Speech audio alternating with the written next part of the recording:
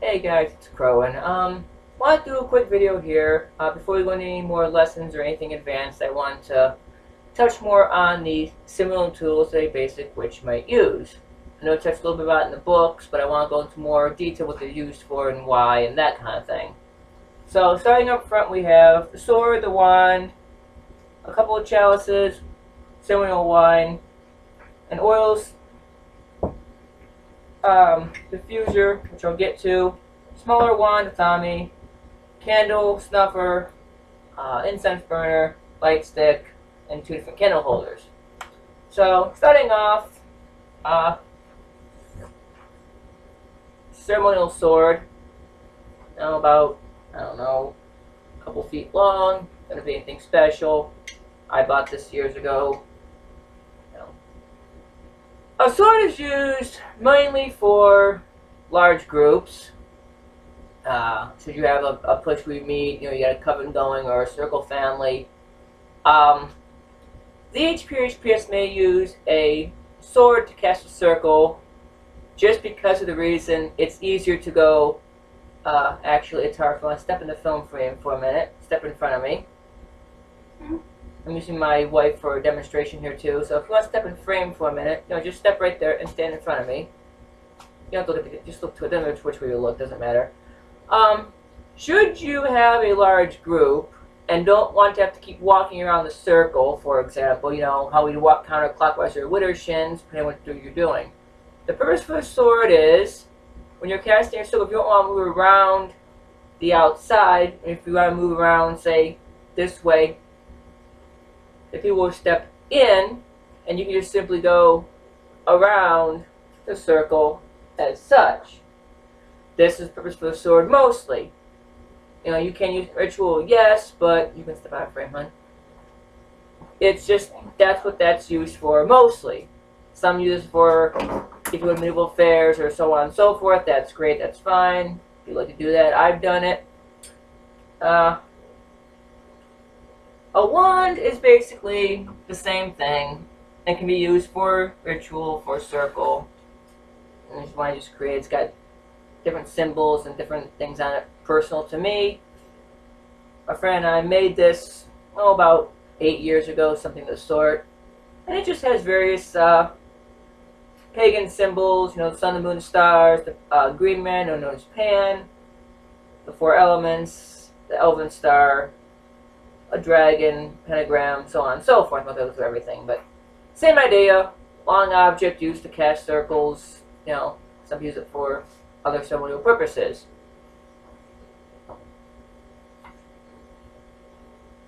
Light sticks. Simple, got a purpose. You usually light your candles and so on and so forth.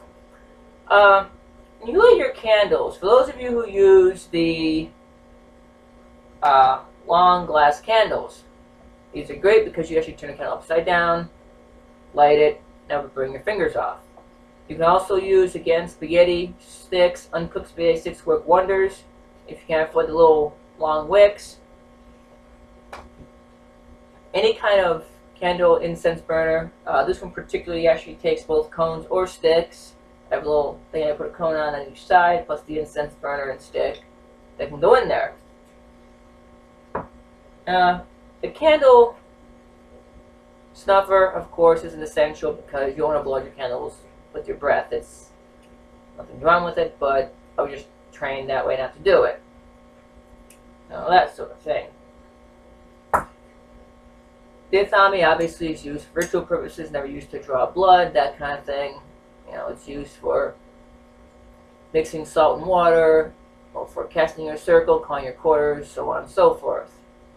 Okay, we discussed blade etiquette in one of the previous videos about how to properly sheathe and unsheathe your blade. This is another smaller wand I use for different purposes, but I don't use my thumb, I use my wand. Same idea, same purpose, so on and so forth. Now,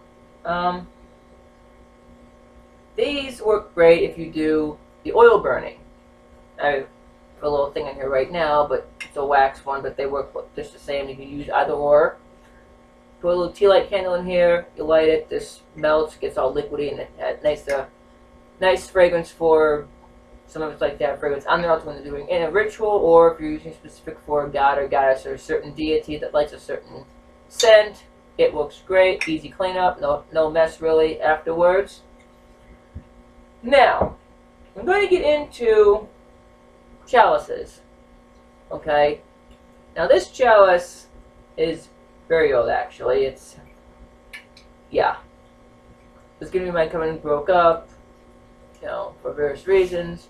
I'm gonna bring it to the camera real quick. I'm gonna show you. It is a little dirty inside. That's just from wear and tear. It's not that I don't use it, but you will see I had to put a plastic piece in.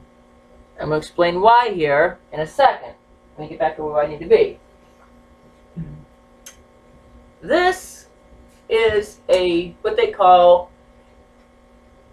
pewter or copper lined chalice. It's basically pewter inlaid, silver over the top, make the little designs, probably etched in with acid of some sort. But the inside is copper plated.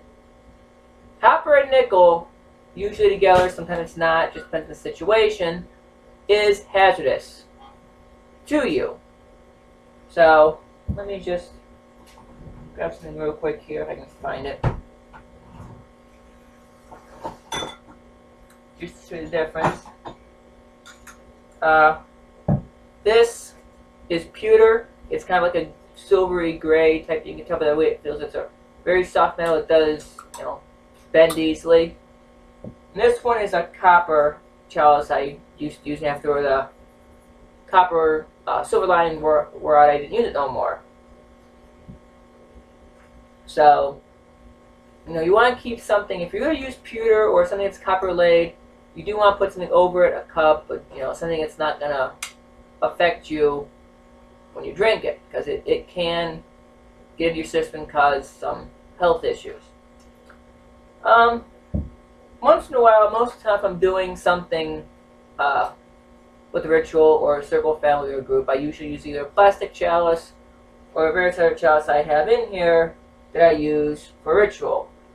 I might even use one of my favorites, my little dragon one. Now this is cool because this has a silver plated inlay, and you can also take this out and just use it as a flavor plastic chalice. So that's great to use. But plastic's the way to go, you know. As far as wine, this is the cheap Walmart brand Barefoot wine. Always want to have one white, one red on around, because sometimes you need obviously one or the other. On candle holders, okay, I'm gonna come up here and show you these again. Should you guys use your ritual candles for spell work, which we'll get into much later? These kind, okay, these are just mainly used for, say, you know, holding altar candles. Maybe if you want to light a candle for somebody in, you know, energy healing or something like that. The reason I don't want to use these for regular ritual, if I want to burn a candle, is for those of us witches who save their candle wax to complete ritual, that we bury it, or, you know, we use it for something toward that person. These little inlays in here will not let the wax drop down, and you have a candle that's basically burned inside there, and you have a little piece left. You can't really do anything with it. These, on the other hand, or something similar to these, will work a lot better. You know, you have to find a candle that fits it, obviously, and use it, but you want to find something that fits the candle, whether it be something like this, a glass jar, something. You want to have that residue to use for the candle. Okay? Also, the other thing I want to really get into a little bit is, let me have my book over here. I want to touch on, I gotta find it, bear with me.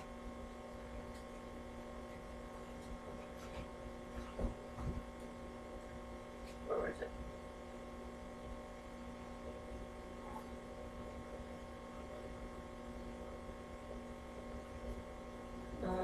Yeah, I find it in this book. was 233.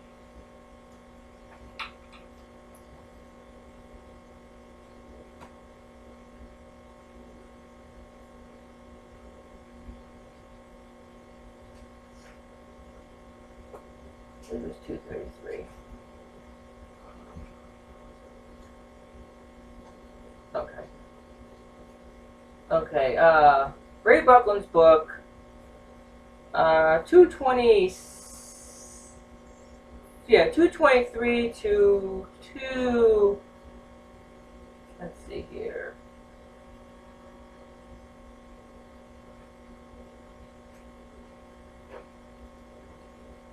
Um,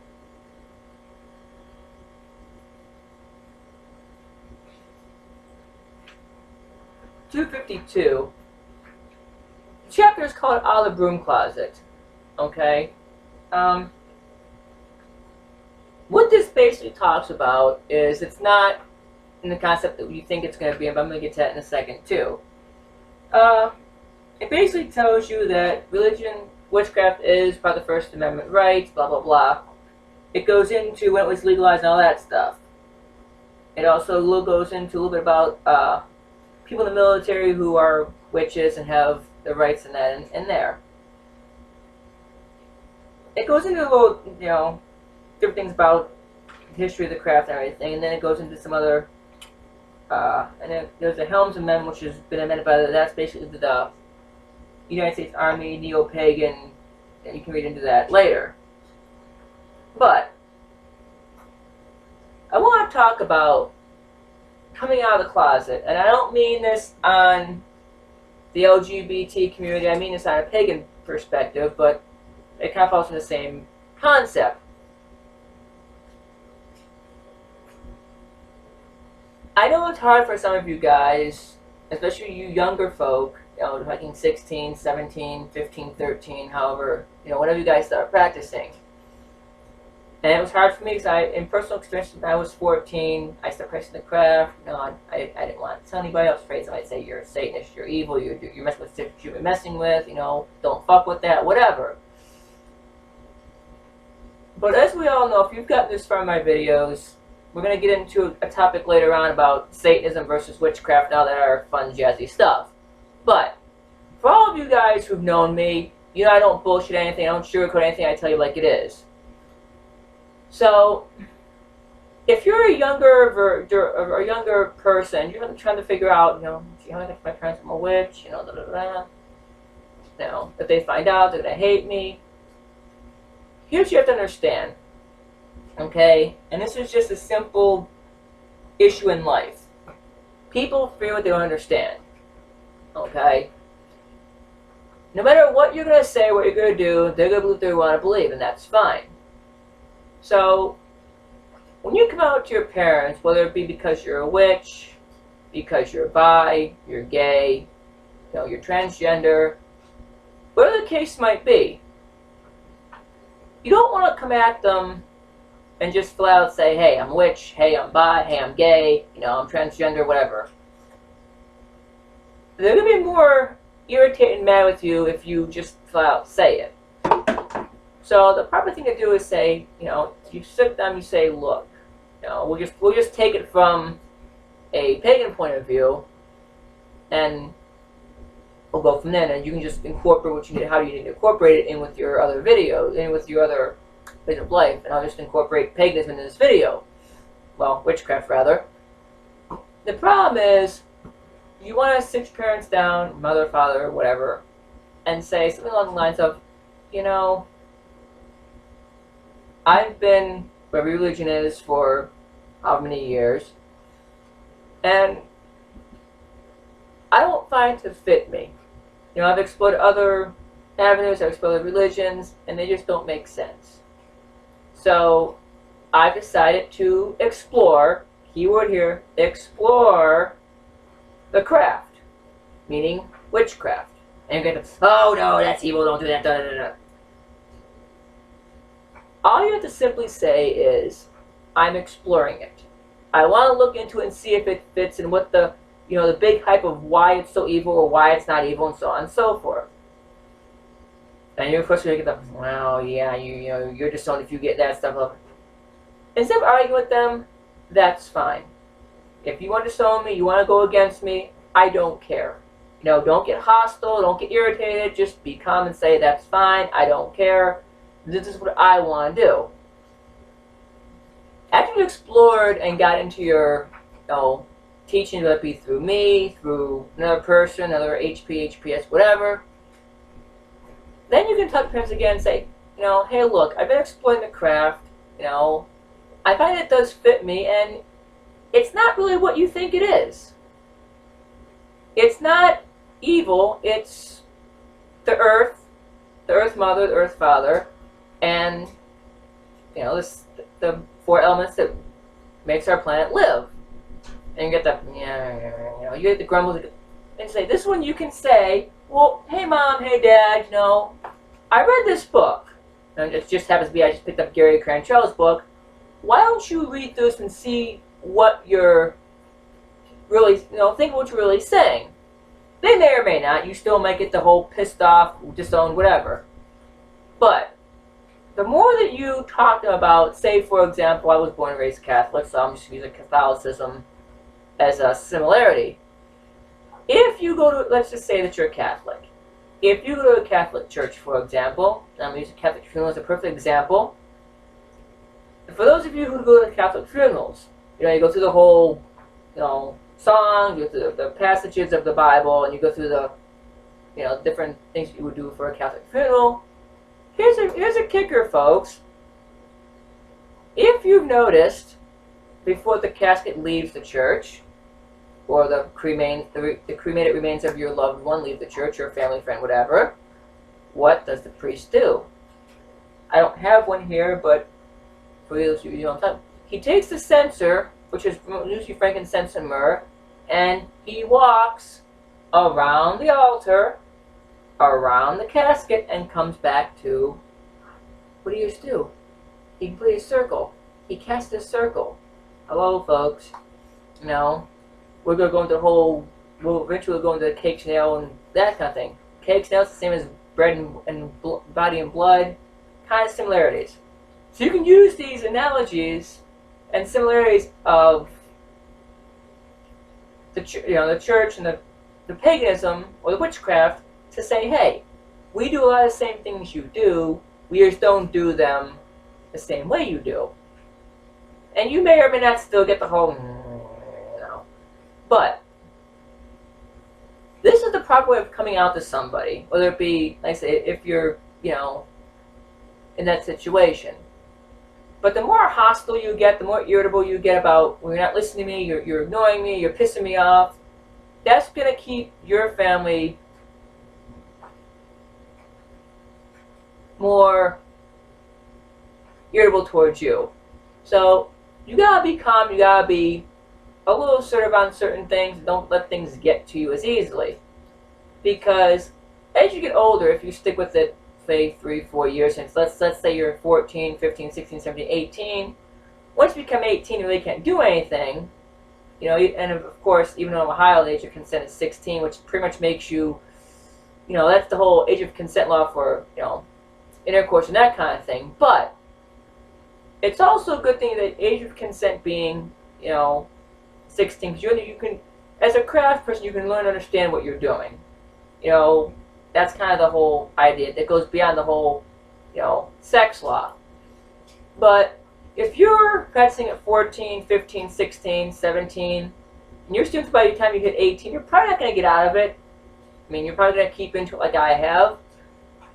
Your parents really can't say anything to you after you're 18. I mean, they can still grumble and bitch all they want, but they can't really do anything. But here's what comes into play, though.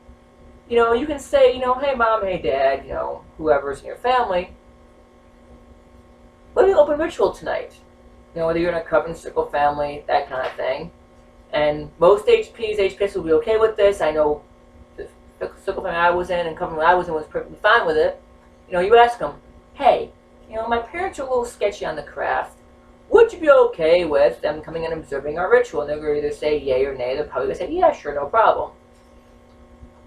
when they're sitting on the sidelines, meaning outside the circle, you're going to let them sit outside the circle and observe what's going on. Once they start observing what you're doing and seeing what the craft is about, they may tame down a little bit and not be so edgy, per se. So, it's just a little helpful information there. Next video is probably going to be something more advanced. I'm going to start maybe getting into some actual work and how to do certain things. I've got to take some notes and look into some stuff. But other than that, that's pretty much what you guys need to do as far as, bring yourself out. Now, I'm not just going to it just because it's here. For those of you who may be, bi, gay, lesbian, transgender, it's kind of the same concept. You just go and you tell them, the more you get irritated with your family and your friends that might be a little standoffish, those kind of situations, stay calm with them. Don't get pissed off, don't get mad, don't get irritable, because it's not going to help you as a person. I know it's very hard for, I don't really know about transgender women that much. I haven't really had any friends who are transgender women, but I've had some transgender men friends that have struggled with life. One day you want to be this person, one day you want to be that person, and it's hard to decide we want to be male or female that day. And I'm perfectly understanding of that. I've had people that have went through the whole, surgeries and changes and that kind of thing, and I don't think that person any less or any different than I have when they were who they wanted to be. So you as a person who's in that position have to be, I don't want to say more, I know it's stressful being, looked down upon and yelled at and everything, but you have to be the bigger person in these situations because it is hard. It is very difficult to, come out and tell somebody, hey, I'm a witch, I'm gay, I'm bi, I'm transgender, I'm in the wrong body, whatever. I understand that. I've been around a few friends that went through that. And I've been around some people that have come in and said, hey, I won't mention names, of course, but I had a friend in high school who, we were good friends, we talk a lot and everything. And, they came and they said, hey, I've got this problem. I'm like, well, what? She says, well, this individual said, I've been with a couple of guys that I don't feel anything, what's going on with me? And my response to her was simple, plain and blunt. I said, well, find you a gay or bi girl and, date her for a while, see what happens, see how things go. A few months later, she says, hey, Crowan, you're right, I'm gay, now I got to my family, I'm real scared, da, da, da. She went through the whole thing. Lo and behold, everything panned out, and now their family is somewhat okay with the situation. And as far as I know, they're still together, having a great life together. But it's hard to, go through these changes of your life. So you gotta understand in life that there are challenges, there are changes, there are struggles. So you've got to understand these things. So, but when you're trying to have these discussions with your families, friends, parents, whatever, no matter how irritable they might get with you, and what they might say to you, try to be calm with it. Because the more you get irritated, the more you get upset, it's going to make you feel like less of a person. It's going to make you question who you are. And, I don't want to make you mad when I say this, but I'm going to say it anyway. And if I get any negative, well, I'm used to that. But you folks out there who may have gender changes, gender issues, whatever you want to call them, I understand, but society doesn't understand your gender issues. We all know that you're not You don't change being bi, gay, transgender, whatever.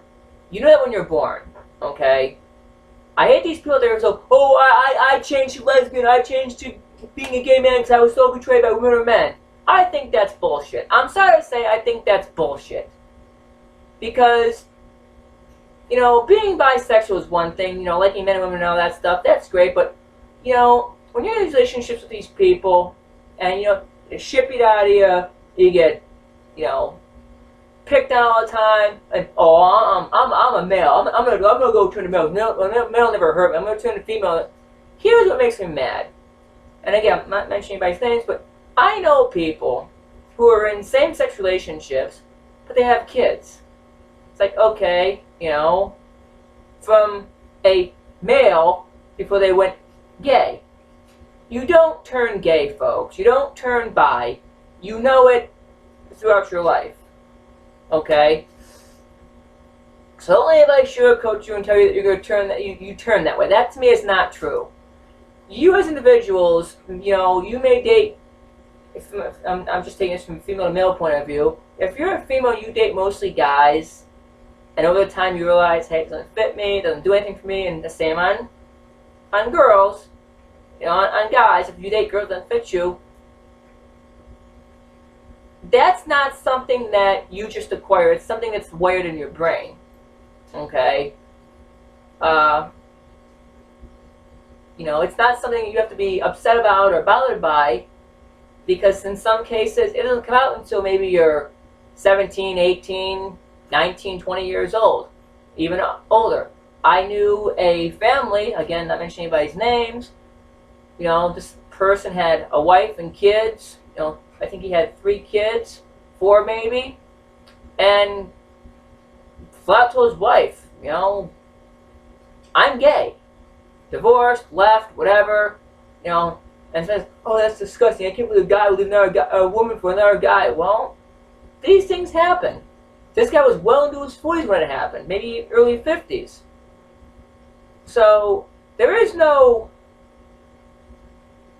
you know, time frame when this life change is going to happen for you. It could be younger, older, you know, but you don't change that way. You are born that way, folks. That is programmed into your brain when you're born. It just takes some people longer to figure themselves out. So don't let people tell you that, you know, you fucked your life up, you changed just because of this happened or that happened. That's not true. The truth of the matter is that you are born that way. You are who you are, and no one should change you, or no one should try to change you. You know, you've got a lot of people out there who are holy rollers and, oh, being gay is wrong and being bi is wrong. No, it's not. Well, Leviticus says, don't believe all that bullshit. Okay? All the Bible is, people, is a list of made-up stories by people that we don't even know they even existed. Okay, first off. And what they do is they change the wording and interpretations for what they want someone to believe. That's what most religions do. They change the wording of the Bible, the great book, as they call it, to fit their lives or fit their way of thinking. So don't believe any of that biblical bullshit. There is nothing, trust me, I've been through the Bible many, many times through the witch on many different subjects, and I find a lot of times that half the stuff they say is wrong or is, you know, not right or not proper. It's not even in there. It's not even written. It's not written in any way, shape, or form about, you know, not being able to be gay or not being able to be bi or not being able to. Come on, people. You know, don't believe all that stuff. So, and all saying, I'm gonna do some more videos here, try to get some more posted. I might post this one, hopefully sometime soon to the channel. But all in all, that's the basics of finishing up in the basics of the essentials for circle casting and rituals and that kind of thing, and touching on the whole coming out and that kind of stuff. So, as always, I'm going to get out of here and do what I need to do. So, as always, I'm going to sign out and blessed be.